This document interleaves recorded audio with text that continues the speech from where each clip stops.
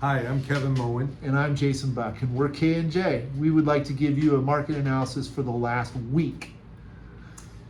So going through the market, we saw, where last week we kind of saw an uptick in inventory. We kind of saw that decrease a little bit. This week there's 126 homes actively on the market. In the townhome condo market, we have about 39 homes on the market, or townhomes or condos.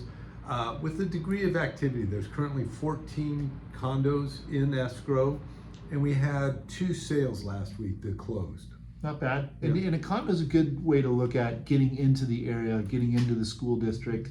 A little less maintenance, but you're paying an HOA. And we've seen HOAs increase because of some other regulatory measures regarding balconies and things of that measure and insurance. So those are all parts of this equation that we're here to help you, show you what's available and talk to you about what your options are. And then, we can take it from there. So looking at the single family residence, once again, we have 126 total homes on the market. This last week, in the last 7 days, we've had 10 new active homes. One that really stood out was on what they call New York Hill in Palos Verdes Estates, 940. It's over an acre lot. It's a huge house, over 6,000 feet. It needs work.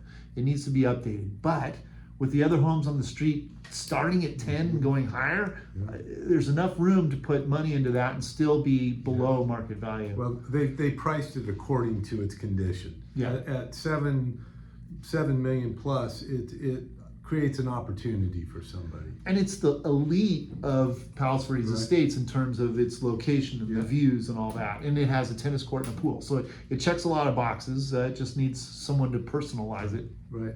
Another one that I liked is up in the Island View community, 21 Santa Barbara, which came out last week. And it's priced in the high 2s, but extremely nicely conditioned home. It just shows really nice floor plan, nice community. And it's a nice community. I think it's Santa Catalina. There's a Santa Barbara street in there as well. But that area, the homes are gorgeous. They're all 3-car garage. It does have an HOA, but that keeps that the style and the quality at a higher level, which actually helps it retain value. And Palos Verdes Estates in general is an example of that. And then we have these other little communities that kind of do that. Another one that I really kind of liked was 3402 De Luna. That's in the Merrill Est area. It's above the new UCLA campus. It is a total fixer. There's holes in the ceiling and stuff, but the view is killer. So if you're willing to get wet or dirty or whatever it is, and fix that place, there's some potential there.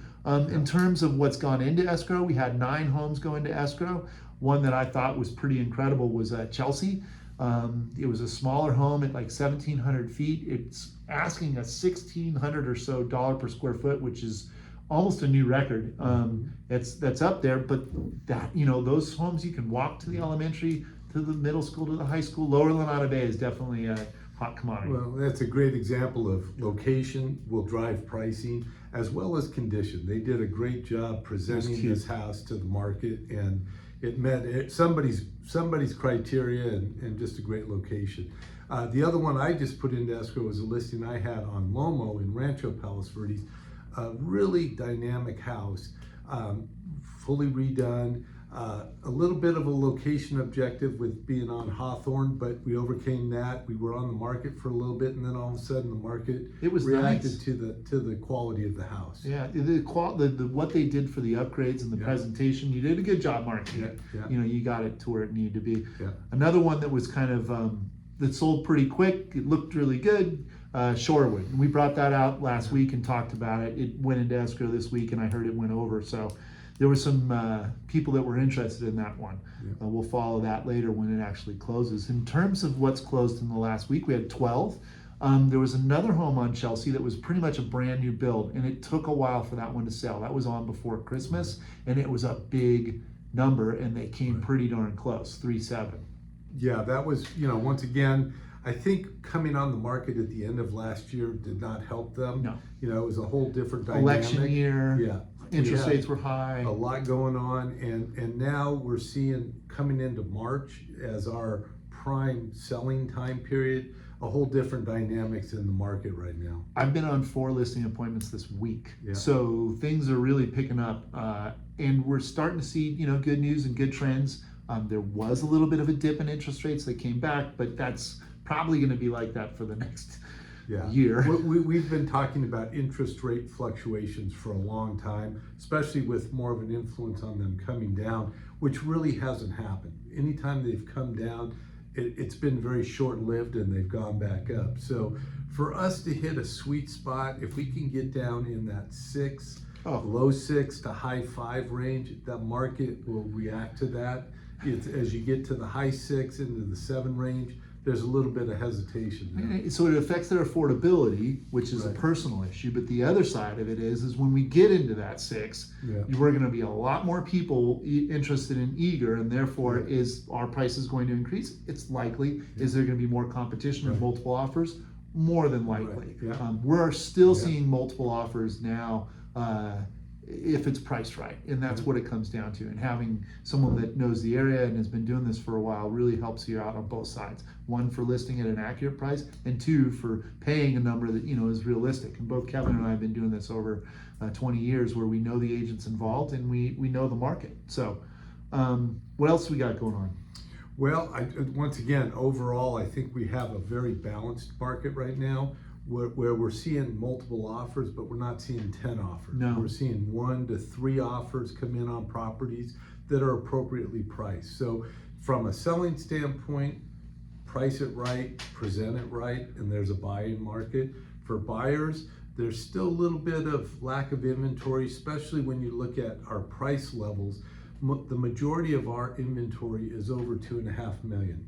We have 96 homes in that $2.5 to $12 million price range, and we have a small percentage under that. So when something comes out in that lower price range where there's a majority of buyer activity, be ready. You know, you got to be pre-qualified, ready to go, have your criteria ready, so if that house is right for you, you're ready to act. Good advice. We always want to give you a helpful tip too about what you can do to your home or be ready. And since we're getting rain these days, we found this cool thing that goes over your rain gutter. So you put the rain gutter up at the edge of the roof, and then they have like a little grate or a fence. It keeps the leaves from going in there. Recently I was up on a roof and I saw that the rain gutter was full of mud and dirt, which happens, but that's not going to work properly. So no, and it's both a water drainage component that keeps leaves out so your water's flowing where you want it to, but it's also a fire hardening component where you're not having a bunch of debris collecting in your eaves and in your gutters that potentially are a fire hazard. So fire hardening is now a pretty big topic, both in insurance and also in a disclosure. So we have to comply with the fire department and get a survey or an inspection of your property to keep the trees down and to keep that fuel, like a bush in front of a tree, so it doesn't have the escalating fire potential, which is a big thing. And I think us talking about it and bringing people their awareness up, it really is going to help everybody out and making it safer and easier to transact. We're seeing a little movement in insurance, maybe a few more opportunities opening up there, and we need that in part of our transactions. Yeah, I tell you, it's a key component when you have a lender involved, and actually just in any transactional purchase. Insurance is a key component, and we've struggled to find that reliable resource. Now we're kind of finding a few players re-entering the game. It's maybe a little pricey. There's always the state fund that is our kind of last recourse. California Fair Plan. The California Fair Plan. And so insurance we're monitoring very strongly to just see if that industry kind of collects and gets back in the game for us. So all things considered, if you have questions about the market or a particular home, or would even just like to see what your options are, that's what we're here for and happy to help you. Thanks for watching.